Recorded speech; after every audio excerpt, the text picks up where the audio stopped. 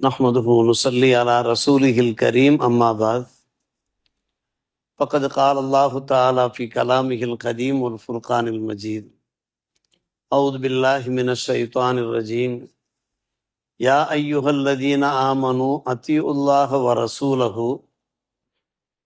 ولا تولوا عنه وأنتم تسمعون آمنا بالله صدق الله مولانا العلي العظيم. பிறன்புக்குரிய பெரியோர்களே, சகோதரர்களே, அல்லாஹுவின் நல்லடியார்களே, அல்லாஹுடைய மகத்தான கிருபை இன்றைய புனித தராவி 8ஆம் இரவிலே அருள்மறை இறைமறையினுடைய 10 ஜுசுக்கள் நிறைவு செய்யப்பட்டிருக்கிறது. மீதம் உள்ள எல்லா ஜுசுக்களையும் நாம் செவிதாழ்த்தி கேட்டு அதன் மூலமாக நிறைந்த பரக்கத்தையும் ரஹ்மத்தையும் பெறுவதற்கு அல்லாஹ் ரப்புல் ஆலமீன் நமக்கும் நம்முடைய குடும்பத்தினருக்கும் அருள் புரிவானாக. ஆமீன் யா ரப்பல் ஆலமீன். அன்பான சகோதரர்களே, இன்றைய தினம் ஆரம்ப ரக்காத்துகளிலேயே ஓதப்பட்ட அருள்மறை இறைமறை வசனம், ஈமான் கொண்டவர்களே, அல்லாஹுக்கும் அல்லாஹுடைய திருத்தூதருக்கும் நீங்கள் கட்டுப்பட்டு வாழுங்கள். இறைவசனங்களை கேட்டு கொண்டிருக்கவே அல்லாஹ்விடமிருந்து நீங்கள் திரும்பி சென்று விடாதீர்கள், புறக்கணித்து சென்று விடாதீர்கள் என்று அல்லாஹ் ரப்புல் ஆலமீன் மூமின்களை, முஸ்லிம்களை பார்த்து எடுத்துரைத்து கொண்டிருக்கிறான். உலகிலே வாழும் காலமெல்லாம் அல்லாஹ் ரசூலுக்கு கட்டுப்பட்டவர்களாக நாம் வாழ வேண்டும். பல்வேறுபட்ட நல்ல உபதேசங்களை நாம் செவிமடுக்கிறோம். அந்த உபதேசங்களை நம்முடைய வாழ்க்கையிலே கடைபிடிக்க முயற்சிக்க வேண்டும் என்று அல்லாஹ் நமக்கு அறிவுறுத்துகிறான். நம்முடைய சொல், நம்முடைய செயல், நம்முடைய அணுகுமுறை ஒவ்வொன்றிலையுமே ஒரு கட்டுப்பாடு இருக்க வேண்டும், நியதி இருக்க வேண்டும். பெருமானார் ரசூலே கரீம் ஸல்லல்லாஹு அலைஹி வஸல்லம் அவர்கள் பல்வேறுபட்ட கட்டுப்பாடுகளை நமக்கு போதித்து ஒரு கட்டமைப்பான சமுதாயத்தை நமக்கு உருவாக்கி தந்தார்கள். அந்த அமைப்பான அந்த சமுதாயத்தின் பிரகாரம் நாம் மிகவும் கவனமாக, எச்சரிக்கையாக வாழ வேண்டிய அவசியம் இருக்கிறது. தொடர்ந்து அல்லாஹ் அந்த வசனத்திலே கூறும்போது சொல்லுகிறான், வலா தகூனு கல்லதீன காலு சமீனா வஹும் லா யஸ்மஊன் என்கிறான்.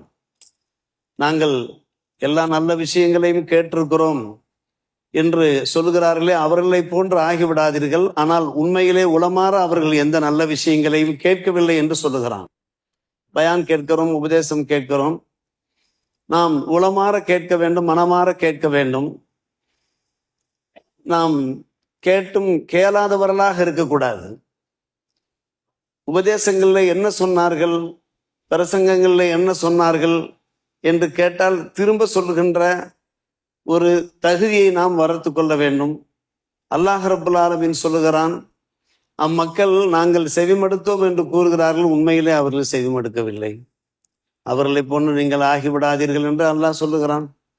எனவே பல நல்ல விஷயங்களை நாம் செவிதாழ்த்தி கேட்க வேண்டும் என்று அல்லாஹ் நமக்கு வலியுறுத்துகிறான்.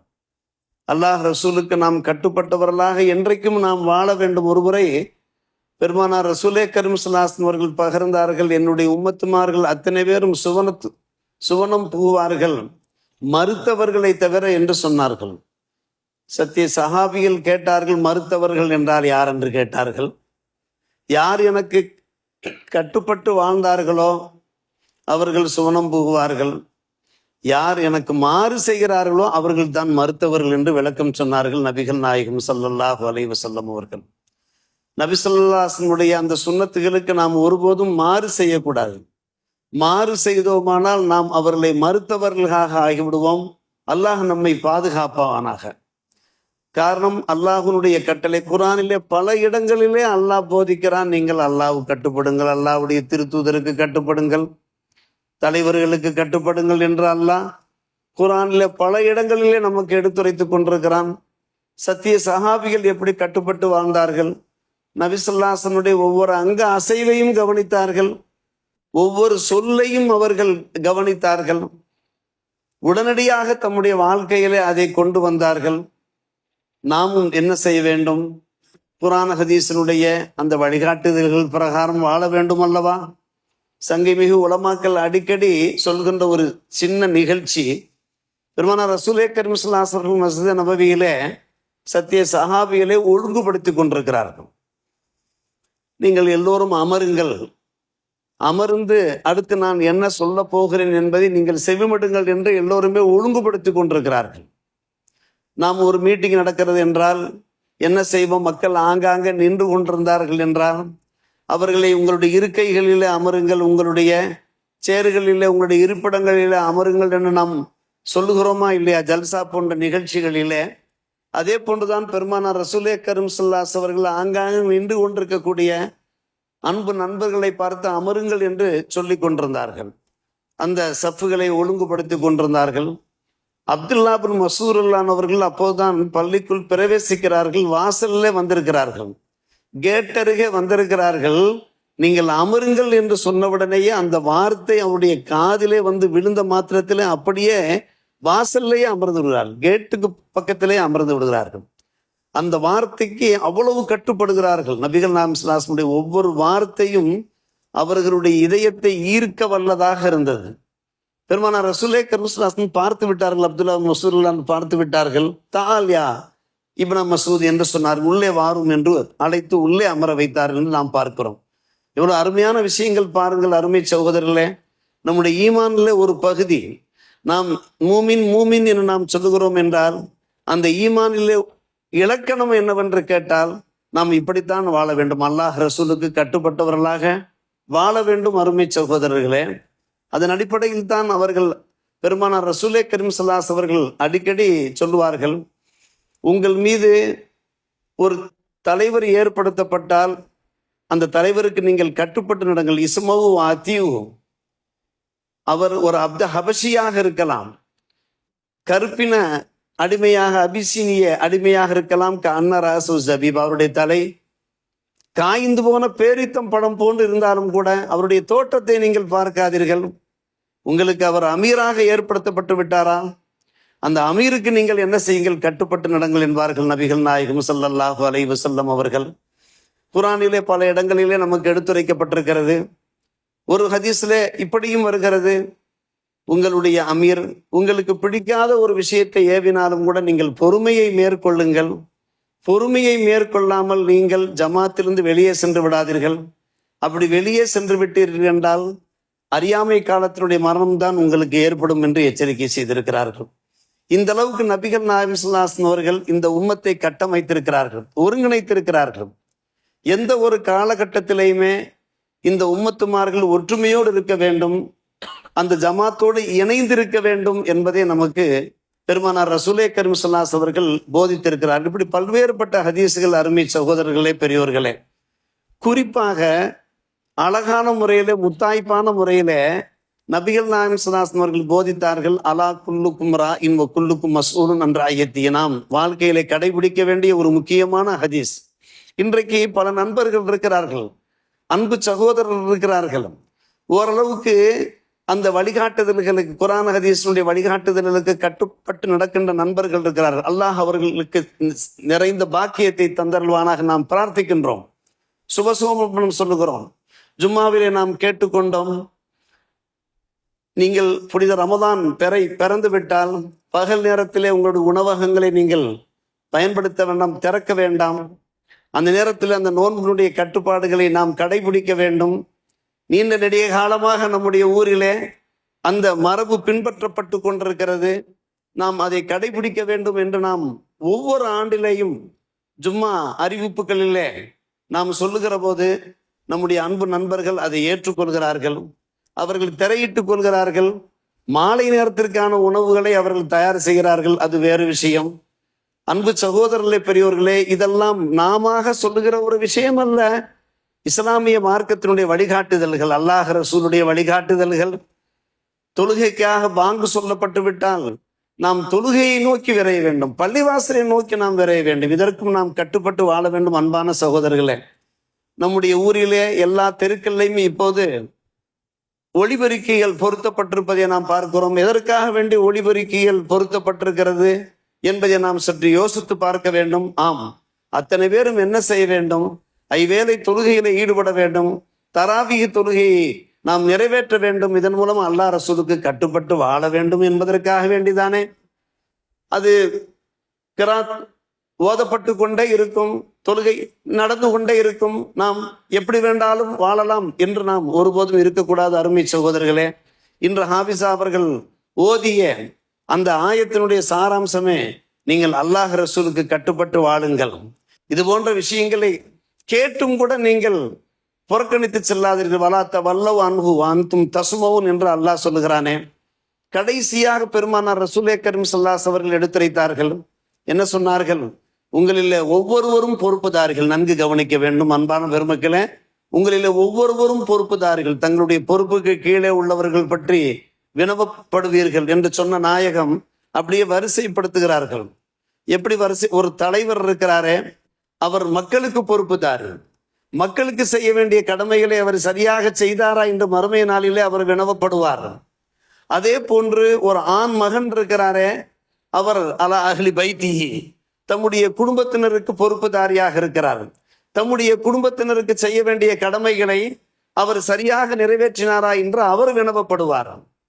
ஒரு பெண்மணி இருக்கிறாரே, வல் மர்அத்து ராயத்துன் அலா அஹ்லி பைத்தி ஜௌஜிஹா வ வலதிஹா. ஹதீஸ் ஷரீஃபிலே வருகிறது.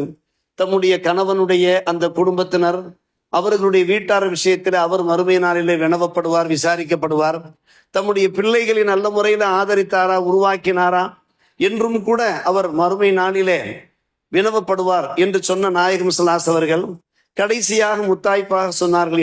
எனவே மக்களே, என் உம்மத்தார்களே, நீங்கள் தெரிந்து கொள்ளுங்கள், உங்களிலே ஒவ்வொருவரும் பொறுப்புதாரிகள் தான். உங்களுடைய பொறுப்புக்கு கீழே உள்ளவர்கள் பற்றி விசாரிக்கப்படுவீர்கள் என்று சொல்லியிருக்கிறார்கள். இது எவ்வளவு அருமையான ஹதீஸ், கொஞ்சம் யோசித்து பாருங்கள் அருமை சகோதரர்களே. நம்மிலே ஒவ்வொருவரும் ஒவ்வொரு வகையிலே பொறுப்புதாரியாக இருந்து கொண்டிருக்கிறோம். நம்முடைய ஊரிலே ஒரு தலைவர் பொறுப்பேற்கிறார் என்றால் அது ஒட்டுமொத்த உம்மத்துமார்களுடைய தலைவர்களுக்கும் போதிக்கப்பட்ட ஒரு விஷயம்தான். அந்த மஹல்லா வாசிகளிலே வாலிபர்கள், வாலிப பெண்மணிகள், அதே போன்று மஹல்லாவிலே வாழுகின்ற அந்த ஏழைகள், எளியோர்கள், இவர்கள் விஷயத்தில் நாம் தனி கவனம் எடுத்துக்கொள்ள வேண்டும் என்பதுதான் இந்த ஹதீஸினுடைய ஒரு நோக்கமாக இருக்கிறது. வாலிபர்கள், இளைஞர்கள் தடம் புரண்டு செல்கிறார்கள், மார்க்கத்திற்கு புறம்பாக நடக்கிறார்கள் எனும்போது நாம் என்ன செய்ய வேண்டியிருக்கிறது? அதற்காக நாம் சில ஏற்பாடுகள், சில எச்சரிக்கைகள் செய்ய வேண்டியிருக்கிறது. நம்முடைய இளைஞர்கள், நம்முடைய வாலிபர்கள் அப்படி சென்றுவிடக்கூடாது என்பதற்காக வேண்டி நாம் எப்படி அவர்களை ஒழுங்குபடுத்த வேண்டுமோ, ஒரு கட்டுப்பாட்டுக்குள் கொண்டு வர வேண்டுமோ, அதற்கான ஆயத்த வேலைகளில் நாம் ஈடுபட வேண்டும். அதே போன்று சிறு பிள்ளைகள் ஓதாமல், தொழாமல், மார்க்கத்திற்கு கட்டுப்படாமல் விளையாட்டுத்தனமாக வாழ்ந்தார்கள் என்றால் அவர்களை எப்படி மார்க்கத்தின் பக்கம் கொண்டு வருவது? இதுதான் இந்த ஹதீஸினுடைய ஒரு விளக்க உரையாக இருக்கிறது. அருமை சகோதரர்களே, பெரியோர்களே, நாம் பார்க்கிறோம் வெளிநாட்டிலே நம்முடைய அன்பு சகோதரர்கள் வாழ்ந்து கொண்டிருக்கிறார்கள். அவர்கள் கஷ்டப்பட்டு, சிரமப்பட்டு, வியர்வை சிந்தி சம்பாதித்து பணத்தை தம்முடைய குடும்பத்தினருக்கு அனுப்பி வைக்கிறார்கள். தம்முடைய துணைவியை நம்பி அனுப்பி வைக்கிறார்கள். தம்முடைய பிள்ளைகளை நம்பி அனுப்பி வைக்கிறார்கள். துணைவிமார்கள் மேலே சில சொத்துக்களை எழுதி வைக்கிறார்கள். தம்முடைய பிள்ளைகள் மேலே சொத்துக்களை எழுதி வைக்கிறார்கள். அருமை சகோதரர்களே, பெரியோர்களே, ஆனால் பல குடும்பங்களிலே பார்க்கிறோம் அது ஒழுங்கான முறையில் பாதுகாக்கப்படாமல் இருக்கிறது. பெருமானார் ரசூலே கரீம் ஸல்லல்லாஹு அலைஹி அவர்கள் ஒரு பெண்மணிக்கு சொன்ன அந்த உபதேசம் இன்றைக்கு நடைமுறைப்படுத்தப்படாமல் இருப்பதை நாம் பார்க்கிறோம். அவர்கள் அனுப்பி வைக்கின்ற அந்த செல்வங்கள் அது துஷ்பிரயோகம் செய்யப்பட்டு விடுகிறது. பல நண்பர்கள் நம்மிடத்தில் தங்களுடைய வேதனைகளை வெளிப்படுத்துகின்ற அந்த காட்சியை நாம் பார்த்து கொண்டிருக்கிறோம். எனவே ஒரு பெண்மணி தம்முடைய குடும்பத்தினர் இல்லை, அதாவது தம்முடைய கணவன், குறிப்பாக சொன்னார்கள் தம்முடைய கணவனுடைய அந்த குடும்பத்தினரில் ஒரு பொறுப்புதாரியாக இருக்கிறார். தன்னுடைய பொறுப்புக்கு கீழே உள்ளவர் பற்றி மறுமை நாளிலே அவர் விசாரிக்கப்படுவார். அவர் என்ன செய்ய வேண்டும்? ஒரு பெண்மணி, ஒரு குடும்ப பெண்மணி என்ன செய்ய வேண்டும்? தம்முடைய கணவன் சம்பாதிக்கின்ற அந்த சம்பாத்தியம் அது தம்முடைய கைகளிலே ஒப்படைக்கப்படுகிற போது அதை நல்ல முறையிலே பாதுகாக்க வேண்டும். பாதுகாத்து தம்முடைய கணவனிடத்திலே அந்த அமானிதத்தை ஒப்படைக்க வேண்டும். தாம் என்ன ஒரு முடிவெடுத்தாலும் தம்முடைய கணவனுடைய யோசனைக்கு ஏற்ப, அவருடைய ஆலோசனைக்கு ஏற்ப பரிவர்த்தனை செய்து முடிவெடுக்க வேண்டும் என்பதுதான் அந்த ஹதீஸினுடைய ஒரு விளக்கமாக இருக்கிறது. அருமை சகோதரர்களே, பெரியோர்களே, இது இன்றைக்கு மிகவும் கவனிக்கத்தக்க ஒரு விஷயம்.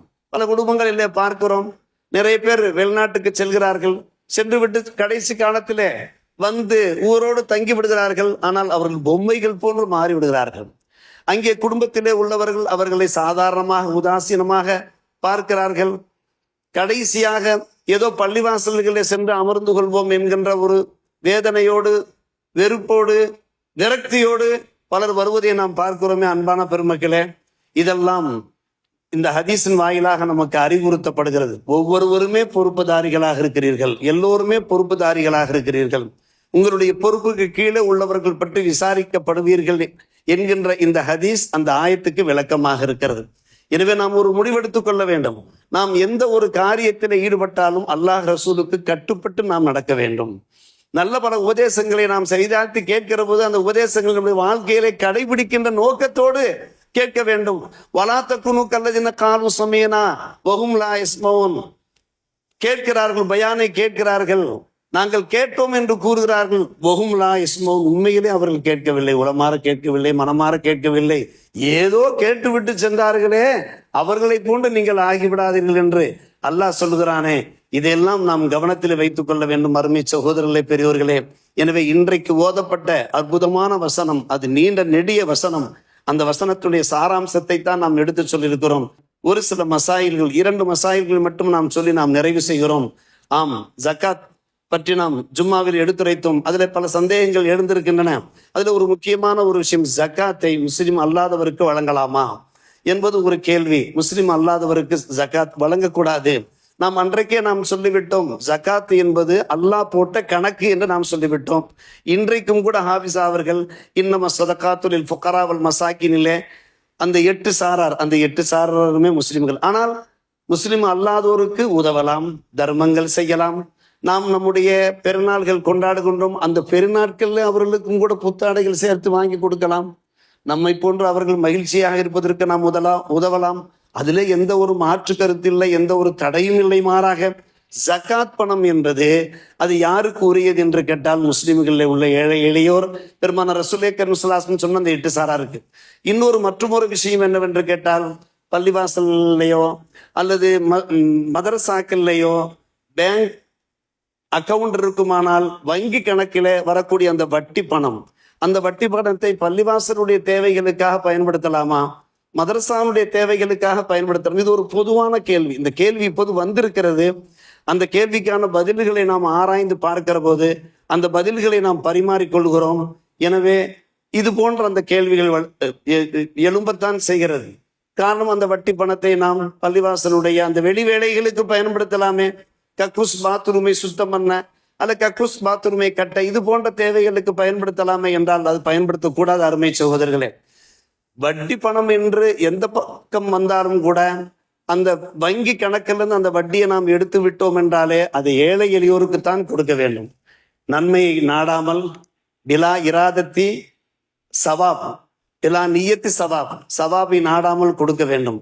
எனவே பள்ளிவாசல்கள் மற்றும் மதரசாக்களுடைய அந்த தேவைகளுக்கு அந்த வட்டியை பயன்படுத்தக்கூடாது என்பது ஃபிக்கு அகாடமி மூலமாக பல்வேறுபட்ட கிதாபுகளிலிருந்து ஆய்வு செய்து அந்த தீர்மானத்தை வெளிப்படுத்தியிருக்கிறார்கள். எனவே இது போன்ற சில மசாயில்களை நாம் தெரிந்து கொள்கிறோம். அல்லாஹ் ரப்புல் ஆலமீன் இப்படி பல்வேறுபட்ட மார்க்க சட்டத்திட்டங்களை தெரிந்து வாழ்க்கையிலே கடைபிடித்து அல்லாஹ்வுடைய திருப்பொருத்தத்தை பெற்று நல்லோர்களாக வாழ்வதற்கு அல்லாஹ் ரப்புல் ஆலமீன் எல்லோருக்கும் நல்லோர் புரிவானாக.